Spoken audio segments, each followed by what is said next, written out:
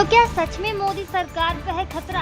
NDA पर राहुल गांधी की ये भविष्यवाणी कितनी सच है? चलिए इस वीडियो में बताते हैं। नमस्कार, मैं श्रेया और आप देख रहे हैं की तमाम बड़ी खबर। कांग्रेस के पूर्व अध्यक्ष यानी कि राहुल गांधी ने दावा किया है कि एनडीए के सहयोगी दल कांग्रेस के संपर्क में। ये तो सच है कि बीजेपी केंद्र में सत्ता के लिए सहयोगी दलों पर निर्भर है, लेकिन क्या उसे टीडीपी और जेडीयू जैसे सहयोगी दल धोखा दे सकते हैं?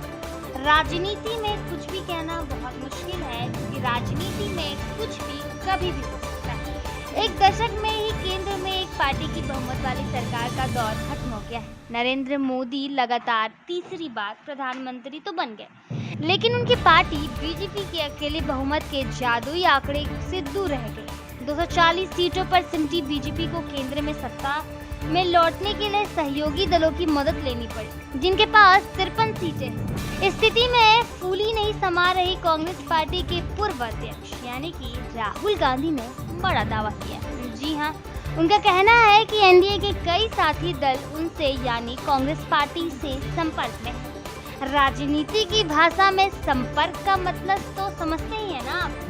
जी हाँ, अगर राहुल गांधी सही है तो ये मानने में कोई गुंजाइश नहीं होना चाहिए कि मोदी सरकार अब खतरे में है। राहुल गांधी ने मंगलवार को कहा कि संख्या बल की दृष्टि में सत्तारूढ़ी यानी कि एनडीए बहुत कमजोर है और थोड़ी सी गड़बड़ी में ही सरकार धराशायी हो सकती है। राहुल गांधी ने एक मीडिया इंटरव्यू में बताया कि लोकसभा चुनाव परिणामों पर अपने विचार रखे।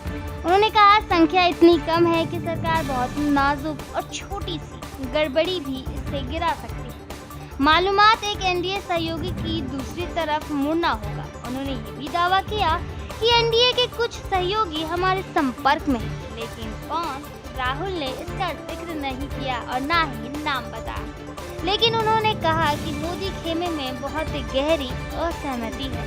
कांग्रेस नेता ने कहा कि लोकसभा चुनाव के नतीजों से पता चलता है कि भारतीय राजनीति में एक बड़ा बदलाव आया है। उन्होंने दावा किया कि मोदी के विचार और छवि को बड़ा झटका लगा है। उन्होंने तर्क दिया कि मोदी के नेतृत्व वाली तीसरी एनडीए सरकार संघर्ष करेगी, क्योंकि 2014 और 2019 में जो बातें नरेंद्र मोदी के पक्ष में थी वो इस बार नदारद होती नजर आ रही है। जी आपको बता दें, इसमें खास बात सोचने वाली ये है कि राहुल गांधी ने उस खास व्यक्ति का नाम नहीं बताया, लेकिन ये जरूर इशारा किया कि मोदी के खेमे में गहरी असहमति नजर आ रही है।